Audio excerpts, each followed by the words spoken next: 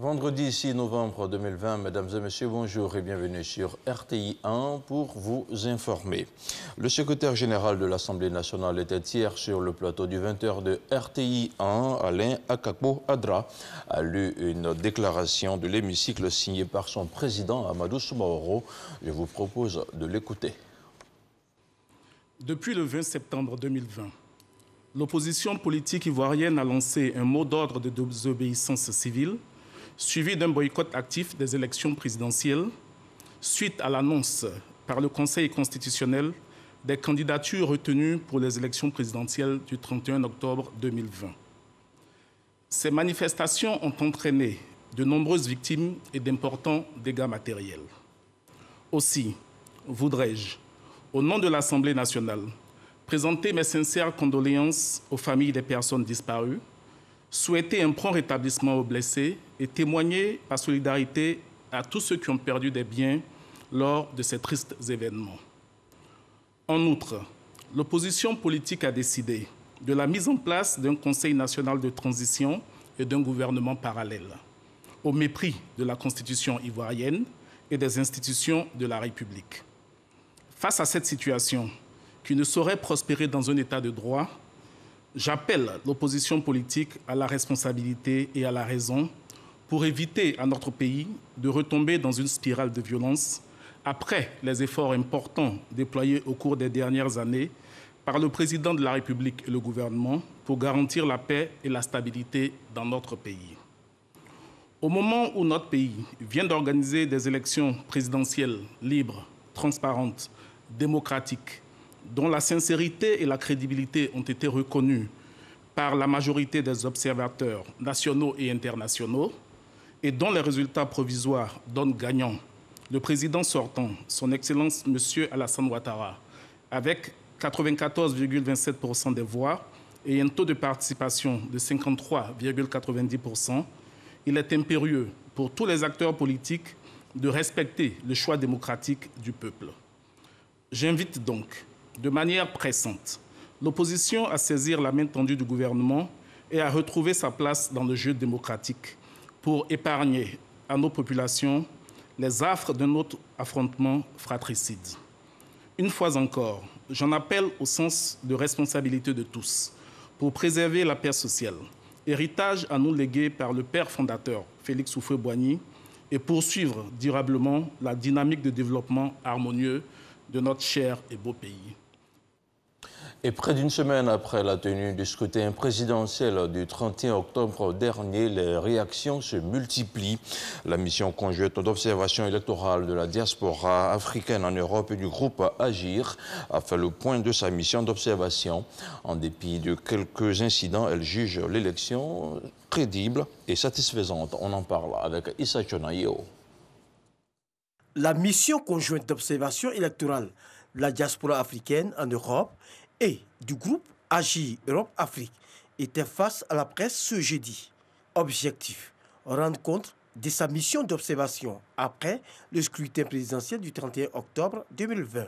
La mission conjointe d'observation électorale de la diaspora africaine en Europe et du groupe Agir Europe-Afrique ont pu visiter plusieurs bureaux de vote et constater un engouement des électeurs matérialisé par de longues files d'attente devant les bureaux de vote. La disponibilité du matériel électoral, encre indélébile, isoloir, urne transparente, bulletin unique de vote, tablette électronique, etc. Le déroulement des opérations de vote conformément aux dispositions en vigueur, c'est-à-dire le vote dans le secret après le contrôle des documents exigés. L'utilisation de la tablette électronique et l'encre indélébile pour éviter que l'électeur ne vote plusieurs fois. Les opérations de dépouillement en présence d'électeurs et de représentants des candidats restés en lice. Au vu de ce qu'ont pu constater et rapporter ces observateurs internationaux, la mission conjointe d'observation électorale de la diaspora africaine en Europe et du groupe Agir Europe-Afrique se réjouit de la tenue effective des élections malgré le contexte politique très tendu, regrette que plusieurs électeurs n'aient pas pu exprimer leur choix, se félicite des conditions et des éléments de transparence et de crédibilité réunis par la Commission électorale indépendante. Juge le scrutin présidentielle du 31 octobre 2020 globalement satisfaisant dans son ensemble. Pour les scrutins à venir, la mission conjointe d'observation électorale de la diaspora en Europe et du groupe Agir Europe-Afrique a recommandé surtout la formation des sélecteurs sur les opérations de vote pour réduire davantage les bulletins nuls. À Bandoukou, on a célébré la victoire du candidat du RHDP. Les populations de la ville aux 1000 mosquées qui ont largement contribué à la victoire finale de leur candidat se sont retrouvées pour marquer l'événement. À l'occasion, le commandant Kwasi Adjoumani en a profité pour appeler à la paix et à la retenue pour le développement du Gontougo. Mamadou Kwasi. Les rues de Bandoukou, la ville aux 1000 mosquées, prise d'assaut par les populations. Une parade de motos et de véhicules pour célébrer la victoire du candidat du RHDP, Alassane Ouattara, dès le premier tour de la présidentielle d'octobre 2020. Une expression de joie d'avoir contribué à la victoire écrasante de leur candidat. Le Gontougo réalise un taux de participation de plus de 56%, avec plus de 89% de suffrages accordés au président Alassane Ouattara. À travers cette liesse populaire, les populations de Bandoukou veulent transmettre un message de paix et de cohésion. Inviter les uns et les autres à œuvrer véritablement pour cette paix, parce que c'est le préalable à tout développement. Il ne faut pas imaginer ma joie de savoir que celui que j'ai voté, qui est le président Alassane Ouattara, il est élu à plus de 90%. Vraiment, je suis contente. C'est main dans la main que nous avons travaillé. On ne peut qu'être heureux de ces résultats que nous avons reçus. Quelques heures avant cette parade, ce sont des milliers de militants et sympathisants du RHDP qui se sont retrouvés à la place de la paix de Bandoukou autour de leur coordonnateur régional, le ministre Kobenon Kwasi Adjoumani. Ensemble, ils ont suivi le déroulement de la proclamation des résultats faite par le porte-parole de la CEI, Commission électorale indépendante. Au petit matin, cap a été mis sur la ville de Tanda pour partager cette expression de joie avec les populations. En attendant la proclamation du Conseil constitutionnel, le ministre Kobenon Kwasi Adjoumani promet des manifestations grandioses pour exprimer davantage la gratitude du parti aux populations du Gontougo. Présente dans des localités qui ont connu des violences liées à l'élection présidentielle, la gendarmerie nationale continue de prôner la paix et la cohésion sociale. Toumoudi, le commandant supérieur de la gendarmerie, a invité les communautés à sortir de la violence sous toutes ses formes. Le compte-rendu de Kader Sogodogo. C'est par Abli, village situé à 2 km de Toumoudi, que le général Alexandre Apalo Touré, commandant supérieur de la gendarmerie nationale, a entamé sa croisade pour la paix. Dans ce village, il y a eu mort d'homme suite à des violences. Dites-moi, c'est l'enfant de qui parmi ceux que vous dites supporter, qui sont déjà riches, qui ont déjà tout là? C'est qui a son enfant avec vous, qui est devant avec machette, avec couteau ou fusil en train de courir, en train de chercher à tuer? Refusez la violence. Dites que s'il y avait la violence comme ça, ceux qui vous demandent de faire la violence aujourd'hui ne seraient pas là. Si on peut penser qu'après 5 morts, ce n'est pas suffisamment grave, c'est qu'on a un problème. Vous êtes jeunes. Au lieu de travailler pour réussir, vous décidez de vous laisser manipuler par des gens qui eux-mêmes sont riches. Leurs enfants sont déjà riches. Eux-mêmes, quand ils boivent l'eau qui est créée par Dieu, ils ont des problèmes avec ça. Un message bien reçu par les populations. C'est vrai, chacun de nous a fauté, mais moi je leur demande pardon, sincèrement pardon. Jeunes d'Abli, jeunes de Toumoudi, ne nous sacrifions pas pour les autres. Unissons-nous, soyons solidaires pour qu'on soit plus fort demain. Après Abli, destination Toumoudi, la localité n'a pas été épargnée par des violences. Plusieurs rencontres jusque tard dans la nuit. Au bout, la volonté de sortir de l'impasse. Le général est venu nous donner un message de réconfort, un message de soutien face à tout ce qui s'est produit ici et également surtout donner des conseils à toute la jeunesse pour qu'effectivement on puisse aller définitivement à la paix. Après Toumoudi, le général Alexandre Apalo Touré va continuer sa mission de pacification dans d'autres localités. Ici, la vision de la gendarmerie de proximité est en pleine exécution. Et pour amener la paix et la cohésion sociale, des cadres du Bélier ont décidé de mener des actions de médiation à l'endroit des populations. Des rencontres qui ont déjà permis de lever des tentes, d'éteindre plusieurs foyers de tension. On voit tout cela avec Soro Corona.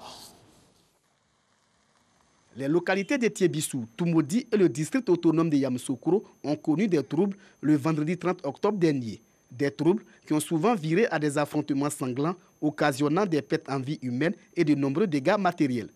Pour ramener la paix et le calme, plusieurs rencontres sont initiées. À Yamoussoukro, les médiations et conciliabules du gouverneur Augustin Thiam, du ministre Souleymane Diarra-Souba, des guides religieux et des chefs traditionnels ont porté fruit. Le ministre Souleymane Diarra-Souba et moi-même avons pris le problème à bras-le-corps. Nous avons initié un dialogue entre jeunes d'abord.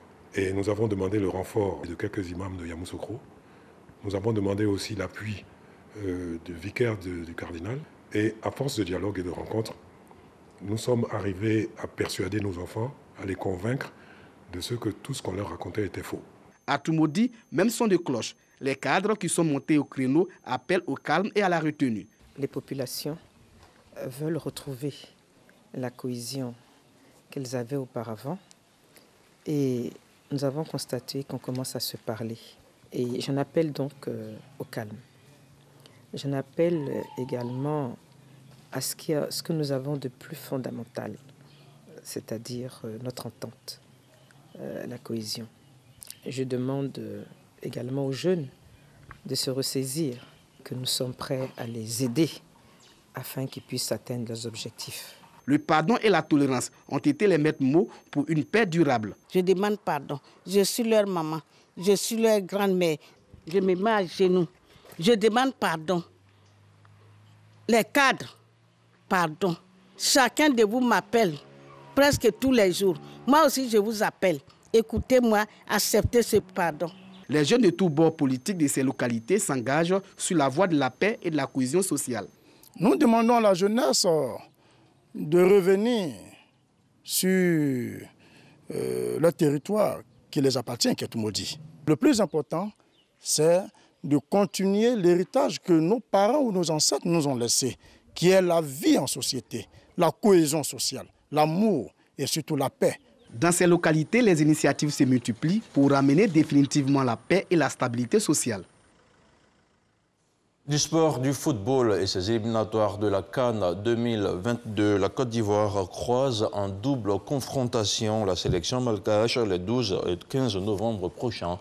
Et ça sera au stade olympique Alassane Ouattara d'Ebempe. À l'occasion, Patrice Baumel, le sélectionneur des éléphants, a rendu public sa liste au siège de la Fédération ivoirienne de football. On en parle avec Patrick Dadier. À 7 jours de son match, face à Madagascar, comptant pour la 3e journée des éliminatoires de la CAN 2022, le sélectionneur français Patrice Baumel a dévoilé ce jeudi au siège de la Fédération ivoirienne de football la liste des 26 éléphants retenus. Sont convoqués gardien de but Sylvain Gobo, Élisère Ira Tapé, Abdul Karim Sissé, Eric Bailly, Willy Boli, Simon Deli, Wilfried Canon, Sinali Diomandé, Serge Aurier, Odilon Kosonou, Maxwell Cornet, Kalpi Ouattara, Geoffrey Sérédier, Ibrahim Sangaré, Max Alain Gradel, Habib Maïga, Franck Kessier, Jean-Daniel Akpa Akpro, Nicolas Pépé, Jean-Évrard Kouassi, Gervinho, Wilfried Zaha, Jérémy Boga, Christian Kwame, Jonathan Kodja et Sébastien Aller. Comme on le voit, en plus de constater le retour de Kodja, après quelques mois d'absence, de nouveaux jeunes loups font leur entrée. Willy Boli de Wolverhampton et Sébastien Aller de West Ham. Pour l'ex-adjoint d'Hervé Renard, pour ce match décisif, il espère retrouver une équipe compétitive, agressive, capable de faire la différence. L'acte 1 de cette double confrontation prévue au stade Ebimpe d'Agnaman le 12 novembre se jouera devant 30 000 spectateurs. De quoi motiver nos pachydènes, car une victoire est impérative pour ravir la première place au Barria, dans le groupe K. On parle également de football dans l'actualité internationale. Diego Maradona va rester plusieurs jours à l'hôpital à la suite de l'opération d'un hématome à la tête qu'il a subi mardi à Buenos Aires, a déclaré hier jeudi son médecin Leopoldo Luque. L'idole du football argentin âgé de 60 ans a eu des épisodes de confusion dans un contexte d'abstinence qui nécessite un traitement, a expliqué le praticien, l'un des chirurgiens qui a participé à l'opération considérée comme un succès. Et puis, la Maison-Blanche annonce que Donald Trump va s'exprimer à 18h heure de Washington, ce qui correspond à 23h30 à Abidjan. Donald Trump a prévu de s'exprimer depuis ce jeudi, depuis la Maison-Blanche. On fait savoir les services du président américain.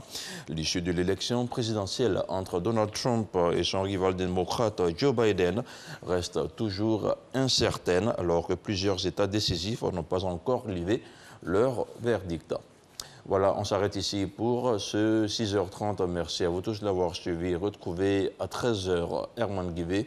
L'information continue sur le www.rti.ci.